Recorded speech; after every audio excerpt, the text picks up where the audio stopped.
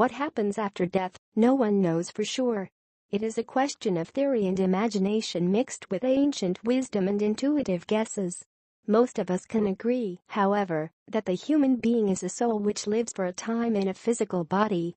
The soul feels infinite, and records of near-death experiences clue us into the possibility that some greater journey begins the moment the body dies. It may seem that the realms of science and spirit are at odds with each other, but when examining the greatest questions of human existence, such as what happens after we die, the two disciplines converge. Even Einstein came to the conclusion that science and spirit are intrinsically interrelated, noting, "Everyone who is seriously involved in the pursuit of science becomes convinced that a spirit is manifest in the laws of the universe, of spirit vastly superior to that of man, and one in the face of which we with our modest powers must feel humble." Albert Einstein, in his book The New Science of Psychedelics, At the Nexus of Culture, Consciousness, and Spirituality, author and researcher David J. Brown asked a number of contemporary leaders in the fields of consciousness, spirituality, and science how they would answer the question. 1. Ram Dass, Psi.D spiritual teacher, former Harvard professor, pioneer of the LSD movement, and author of the seminal book Be Here Now. Ram Dass shares his thoughts, referring to the Tibetan Book of the Dead. "I think it jumps into a body of some kind, on some plane of existence, and it goes on doing that until it is with God. From a Hindu point of view, consciousness keeps going through reincarnations, which are learning experiences for the soul. I think what happens after you die is a function of the level of evolution of the individual. I think that, if you have finished your work, and you're just awareness, that happens to be in a body. When the body ends, it's like selling your Ford, it's no big deal. I suspect that some beings go unconscious. They go into what Christians call purgatory. They go to sleep during that process, before they project into the next form. Others, I think, go through, and are aware they are going through it, but are still caught. All the bardos in the Tibetan Book of the Dead are about how to avoid getting caught in the afterlife. Those beings are awake enough for them to be collaborators in the appreciation of the gestalt in which their incarnations are flowing. They sort of see where they're coming from and where they're going. They are all part of the design of things. So, when you say, did you choose to incarnate? At the level at which you are free, you did choose. At the level at which you are not, you didn't. Then there are beings who are so free that when they go through death they may still have separateness. They may have taken the Bodhisattva vow which says, I agree to not give up separateness until everybody is free, and they're left with that thought. They don't have anything else. Then the next incarnation will be out of the intention to save all beings, and not out of personal karma. That one bit of personal karma is what keeps it moving. To me, since nothing happened anyway, it's all an illusion, reincarnation and everything, but within the relative reality in which that's real, I think it's quite real. The Tibetan Book of the Dead. 2. Alex Grey, visionary artist, consciousness researcher and psychedelic advocate. Alex Grey also looks at this issue with reverence to the Tibetan philosophy. I accept the near-death research and Tibetan Bardo explanations. Soon after physical death, when the senses shut down, you enter into the realms of light and archetypal beings. You have the potential to realize the clear light, our deepest and truest identity, if you recognize it as the true nature of your mind and are not freaked out. If you don't, you may contact other less appealing dimensions. No one can know, of course, until they get there. Some people have had experiences which give them certainty, but consciousness is the ultimate mystery. I'd like to surrender to the process on its deepest level when death occurs, but I will probably fail and be back to interview you in the next lifetime. 3. Peter Russell, M.A., D.C.S. Peter Russell is a leading consciousness researcher, presenter, and a faculty member of the Institute of Noetic Sciences. His views center around the nature of human consciousness. I have no idea what happens to life after death. I've studied the near-death experience a bit, and it fascinates me. It would seem that one way of understanding it is that the individual consciousness is dissolving back into the infinite consciousness. The consciousness that I experience has this individual limitation because it is functioning in the world through my body, through my nervous system, through my eyes and ears. That's where our sense of being a unique individual comes from. When we begin to die and let go of our attachment to the body, consciousness lets go of that identity which it gained from its worldly functioning and reconnects with a greater infinite identity. Those who have had near-death experiences often report there seems to be this dissolving of the senses and a moving into light. Everything becomes light after death. There's this sense of deep peace and infinite love. Then they come to a threshold after death, beyond which there is no return. But we don't know what happens beyond there, if there is indeed life after death, because the people who come back haven't gone beyond it. When I think of my consciousness, when I think of me-ness, it seems to be something that is created during this life through this interaction with the world, but doesn't exist as an independent thing. I think that a lot of our concerns about life after death come from wanting to know what is going to happen to this me consciousness. Is me going to survive? I believe that this thing we call me is not going to survive. It's a temporary working model that consciousness uses, but in the end it's going to dissolve. A lot of our fear of death is that we fear this loss of me-ness, this loss of a sense of a separate unique identity. It's interesting that people who have been through the near-death experiences and experienced this dissolving of the ego and realized that not everything is okay when that happens, generally lose their fear of death.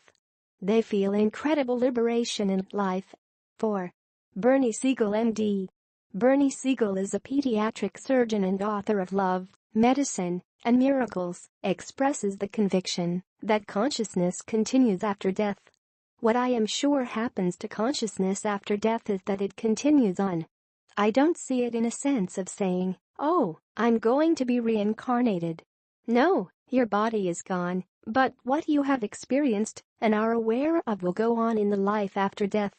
So somebody will be born with your consciousness, and it will affect the life they live.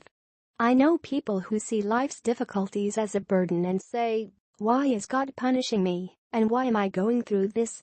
Maybe these people ought to be asking, what am I here to learn, experience, and change?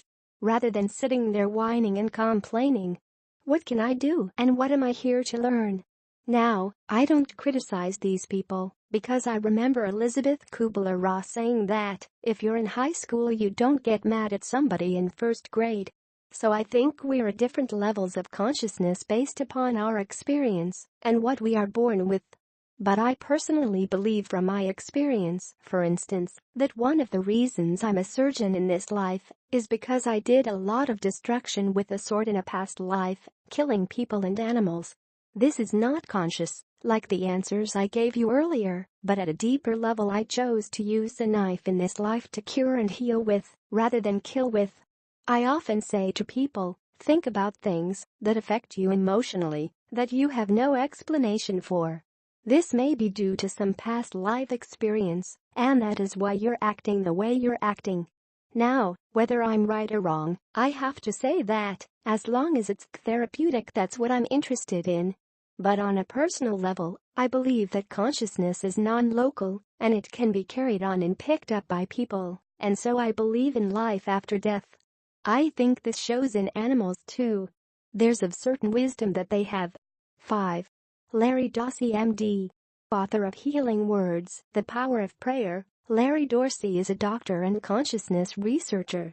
If we acknowledge that consciousness is non-local, that it's infinite in space and time, then this really opens up all sorts of possibilities for the survival of consciousness following physical death, that is, for experiencing life after death. If you reason through this and follow the implications of these studies, you begin to realize that consciousness that's non-local and unrestricted in time is immortal. It's eternal.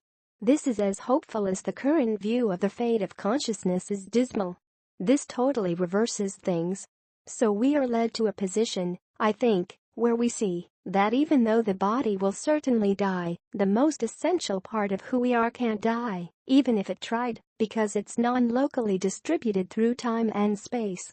Our grim vision of the finality of death is revised. death is no longer viewed as a gruesome annihilation or the total destruction of all that we are. So there are tremendous spiritual implications that flow from these considerations, in addition to the implications for health. In fact, I believe that the implications for health are the least of it. A lot of people who encounter this area take a practical, bare-bones, utilitarian approach to it. They say, "Wow, now we've got a nifty new item in our black bag, a new trick to help people become healthier." Certainly these studies do suggest that this is a proper use of healing intentions and prayer, and I'm all for that, but the thing that really gets my juices flowing is the implication of this research for immortality. For me, that's the most exciting contribution of this entire field. The fear of death and whether there is life after death has caused more pain and suffering for human beings throughout history than all the physical diseases combined. The fear of death is the big unmentionable, and this view of consciousness is a cure for that disease, that fear of death. 6. Rick Strassman, MD. Well known for his research into DMT, as presented in the documentary The Spirit Molecule, Strassman leans on Zen philosophy while expressing his uncertainty. "I think life continues after death, but in some unknown form. I think a lot depends upon the nature of our consciousness during our lives, how attached to various levels of consensus reality it is." My late former Zen teacher used to use the analogy of a light bulb with electric current passing through it. The light bulb goes out, but the current continues, changed in a way, for its experience in the bulb. He also referred to light gravitating toward like in terms of the idea of the need for certain aspects of consciousness to develop further before it can return to its source. That is, dog-like aspects of our consciousness end up in a dog in a life after death. Human-like aspects get worked through in another human, plant-like aspects into plants, and so on. 7. Dean Radin, Psy.D. Psychologist Dean Radin is the author of Supernormal Science, Yoga, and the Evidence for Extraordinary Psychic Abilities, and an outspoken pioneer of consciousness research with the Institute of Noetic Sciences. He questions the origins of thoughts and personal identity, wondering if that information is produced by the body or by something greater. "I expect that what we think of as ourselves, which is primarily personality, personal history, personality traits, and that sort of thing, goes away, because most of that information is probably contained in some way in the body itself. But as to some kind of a primal awareness, life after death, I think it probably continues, because it's not clear to me that that's produced by the body. In fact, I think that elementary awareness may be prior to matter. So when you go into a deep meditation and you lose your sense of personality, that may be similar to what it might be like to be dead. On the other hand, if you're not practiced at being in that deep state, or don't know how to pay attention to subtle variations in what might at first appear to be nothingness, it's not clear that your consciousness would stay around very long. In other words, you might have a momentary time when you have this sense of awareness, and then it just dissolves. It goes back and becomes part of the rest of everything. So it's like a drop that settles into the ocean and disappears into it. On the other hand, some people who either spend a lifetime preparing in meditation or who are naturally adept may be able to sustain being a drop. They may be able to settle into that ocean of life after death and still have a sense of their dropness, even though they're also now part of the ocean. Then maybe one's sense of awareness would expand dramatically and yet still have a sense of unity. I imagine that all this probably occurs in a state that is not bound by space and time as we normally think about it. So, presumably, you would have access to everything, everywhere.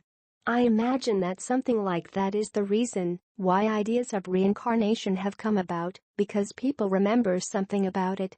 They may even remember something about the process of coming out of this ocean into a drop in the life after death, into a particular incarnation, because a drop is embodied in a sense.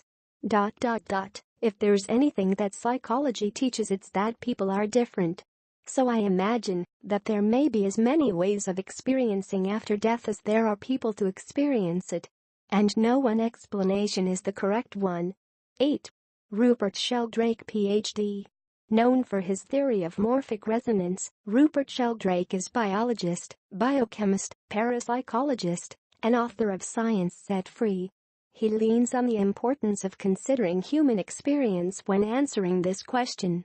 For me, the best starting point for this question, of whether or not there is life after death, is experience. We all have the experience of a kind of alternative body when we dream. Everyone in their dreams has the experience of doing things that their physical body is not doing. When I dream, I might be walking around, talking to people, even flying, yet these activities in my dreams, which happen in a body, are happening in my dream body. They're not happening in my physical body, because my physical body's lying down asleep in bed. So we all have a kind of parallel body in our dreams.